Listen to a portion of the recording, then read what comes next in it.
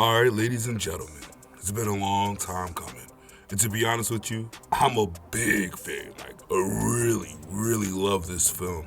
I was actually tempted to hold off on it because I wanted to wait a little bit later until my skills got a little bit better. But I couldn't wait. I might even do it again, because this is so much fun. So when it comes to the DCAU, this film is easily one of my top 3. So let's get into it. Justice League, Crisis on Two Earths. Luthor!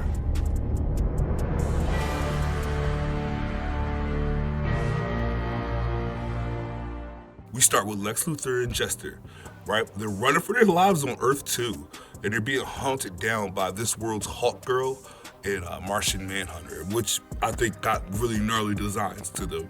Lex and that Jester, that's their world's Justice League, getting chased down by the flipping Crime Syndicate through their lair. So basically, the Jester sacrifices himself in this. And I have to tell you, that scream he gets after he gets stabbed was... What can I say?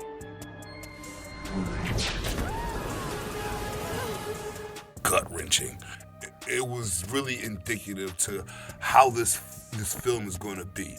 You know what I mean? It's a good way to set the tone. Then Lex gets away, right? and he sees the Crime Syndicate. He's just buzzing out of there. I loved it. So, mind you, this all kicks off on Earth 2. That's where the Crime Syndicate is. And instead of the Justice League, Lex Luthor, this world's last bad good guy, believe it or not, escapes to Earth to get help. But let's be real. While Lex starts the mission, the movie is really about Batman and Owlman. It's more like a real philosophical debate. And I think that's the real backbone, the meat and potatoes of this whole series. And then Batman and Owlman with his, oh, that's right, he hits him with that line, man. We both stared into the void, but you blinked. Love it. This chef's kiss on that joint. So basically, when Lex gets there, he kind of convinces our Justice League to help him basically go back to his world and save his ass, honestly. And the reason this even stands out to me is because when I was a kid, I looked at it was kind of cheesy. But as an adult, right, with all the way DC is, how dark everything has become and like the nature of it, I really appreciate this old classical look at the Justice League, That's full of hope and inspirations. The only broody one in this is Batman. He's the only one who said no. But everyone else, like, it's our job to go and help. And I appreciated that. You're getting some good old classic Superman in this, guys. I'm talking about the Superman, like a confident, like, look, hey, Worm, I'm not gonna kill you because I'm better than you. Hated that Superman, but it is a good nostalgic breath of fresh air, if you feel me.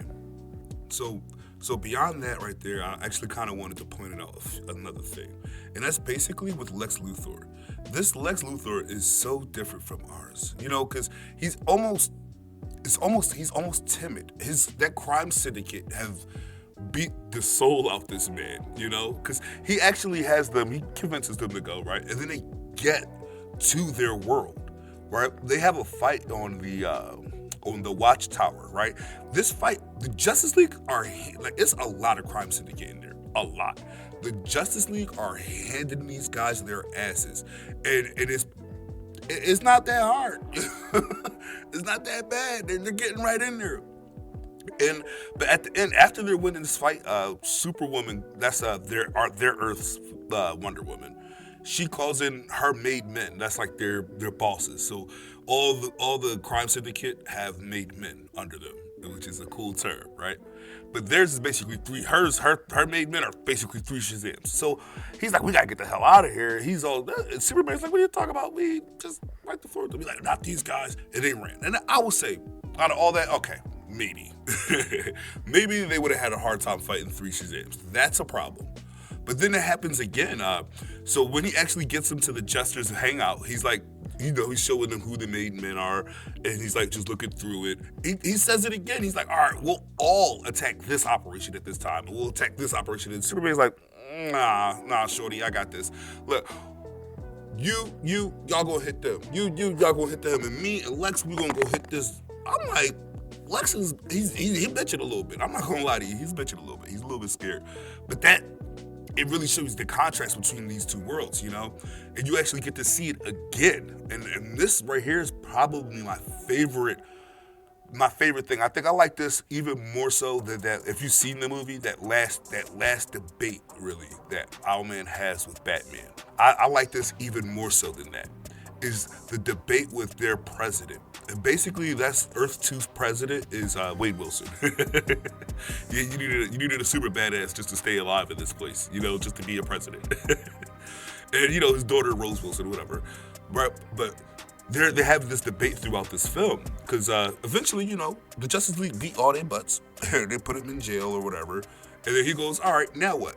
Are y'all staying here to make sure that they stay in prison, or what are you going to do?" He's like, "Well, you gonna murk them for me?" Like, "Oh, we don't do that." "Well, if you don't do that, you came here and you just knocked the beehive around." His daughter's like, "What are you talking about? They saved us," and I'm like when I was a kid, I didn't see it the same way, right? I kind of was on her side, like fight, but like you're fighting a fight, you literally cannot win. You can't win. It's a reason they took over your planet. I'm honestly surprised they even still have a president. And the animation, listen, this is some of the best animation I've ever seen. All right, like it's up there with some big boys. Even some of that anime, it's up there. I have never seen to this day a fight with so many people. Like you'll see several big team fights in this movie where it is chaos. It's chaotic as hell and fluid. Like you get to see what's going on. You get to see what's happening with this person and that person and how they jump between and how those two fights intertwine and intermingle with all the other fights. Oh, this guy's beating me. You switch off. It's popping. If nothing else, if you don't ever just sit here and just watch this movie, just go to YouTube and look up a fight scene. All right, you will not be upset. It is good, and the animation is fluid. Not too many cuts. You get to see a kick when the kick is thrown. You feel what I'm saying? All right, what else we got here? So I actually wanted to break down some of the Crime Syndicate for those who don't really know them that well. You know, so their Earth is their counterpart for, so these are all in Earth 2, right? So Ultraman is basically their Superman, right? I love the voice actor for this. What's his name again? Brian Bloom. He did the A-Team Call of Duty type songs. But that little Italian, like, mob boss, loved it. Chef's kiss, baby. And then we got Owlman, kind of cold. He's the Batman version. And I like him too, because he actually see Batman unhinged without all his little safety nets, right? And I enjoyed that too. And the voice actor for that was James Wood. He did Hercules and Family Guy. I was in Family Guy since when? And then we got Superwoman, who's my baby. And if a certain person's listening, our baby. And she's voiced by Gina Torres. That's from the Suites of Firefly. I love that bitch. Then there's Johnny Quick. And, you know, he's a speedster, but I like the comic book version. He's kind of like on drugs, and that's where he gets his speed from. Oh my God, James Patrick Stewart played him. What the hell? I didn't know that. And then we got Power Ring, and I like him because, you know, the actual Power Ring, that ring was basically bullying him, which was hilarious to me. I thought that was hilarious in real life. I wish they put some of those tones in the film, you know? It really like gave you some undertone of how creepy and messed up these guys were. His voice actor was Nolan North, which I deeply appreciate.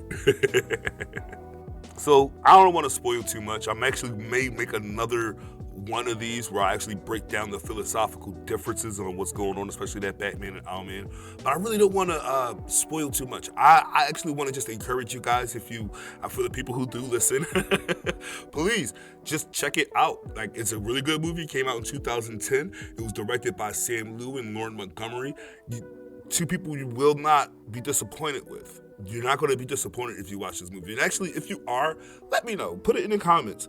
Let me know how wrong I am, even though I feel very strongly that I'm not. I feel that I'm really on this one. This is one of the better ones, all right? And look, if you like this kind of content, there's also other videos. So far, I've done Batman Year 1 and Gotham Knights. I intend to do the entire DCAU. So, look, till the next time we talk. Stay sharp, stay brocked, stay zoned.